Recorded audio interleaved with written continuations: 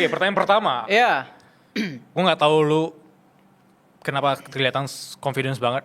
Kemanapun lu pergi kayak pede-pede aja gitu. Serius? Iya, gue bisa Oke. ngeliat itu. Oh, oke.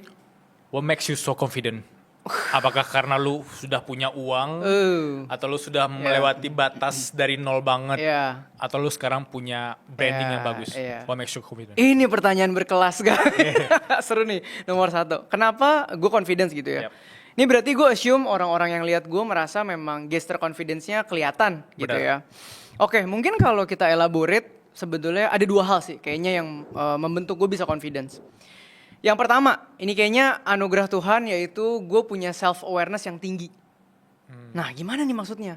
Jadi gue itu kan lahir mungkin kalau teman-teman udah tahu atau bro tahu, gue itu kan backgroundnya anak single parent. Ikut nyokap, divorce dari di 4 bulan di kandungan. Bokap gue tuh nggak ikut campur sama sekali, nggak ada kiriman duit juga. Nyokap gue itu tipe yang menengah bawah, tabungan maksimal 20 juta dan menyisakan hutang. Gitu ya. Udah gitu, gue adalah orang yang bener-bener tinggal di Mangga Besar, Gang Pepaya. Itu gang yang kiri kanannya got, cuman jaraknya 3 sepeda Wimcycle roda 3. Nah, jadi sekarang bahkan udah digusur sama pemerintah, jadi udah jadi aspal. Jadi memang berasal dari sana, terus gue juga sempat mikir, kenapa gue pede-pede aja orangnya ya? Ternyata tanpa sadar, mental gue dan self awareness gue tuh dikasih Tuhan cukup tinggi. Ini misal ya. Oke, misalnya Ko Theoderik nih, sebagai cowok juga gue bukan figure yang tinggi gitu ya. Biasa-biasa aja gitu ya. Tapi mungkin dari kecil gue sadar, oh ternyata muka gue lumayan komersil nih. Subsidi silang gitu ya. Terus misalnya, oh orang tua single parent susah. Tapi ternyata gue lumayan pinter nih sampai bisa dapet pengurangan uang sekolah karena nilainya bagus di akademis. Oh subsidi silang. Mungkin karena self awareness yang cukup aware di awal apa yang gue punya dan apa yang gue tidak punya. Itu mempercepat proses gue menerima hidup dan fokus di apa yang gue jago.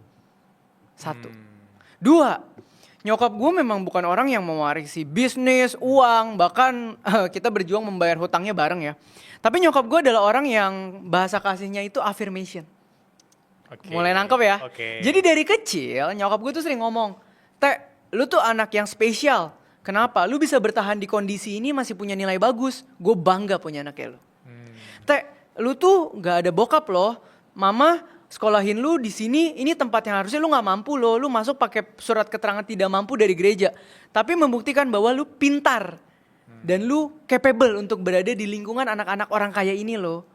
Nah, gabungan faktor 1 dan 2 itu mungkin membuat gua balance secara pemikiran dan kesadaran yang membentuk rasa percaya diri seorang Theoderik. Gitu. Jadi ini berkesinambungan nih. Benar. Gitu. Benar.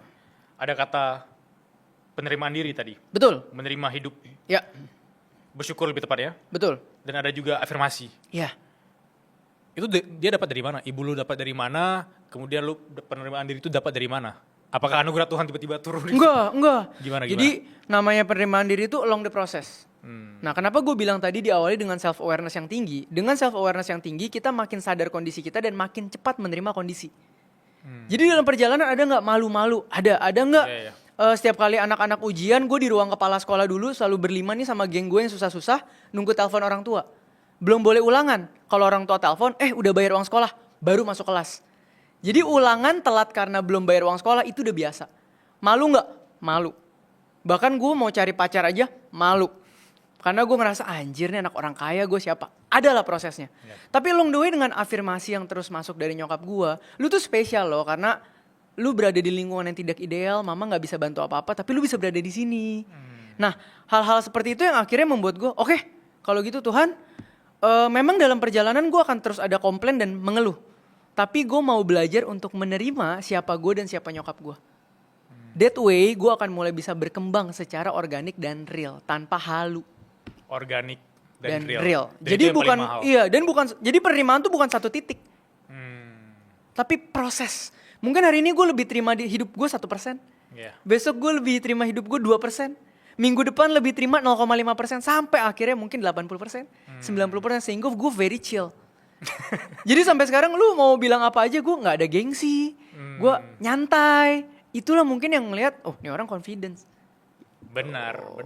Aku juga dulu mikirnya orang itu confidence karena ada titik tertentu gitu. Iya. Padahal bisa dicicil ya confidence itu ya? Iya. Karena makin banyak kita ngomongin sesuatu, biasanya itu titik insecure kita.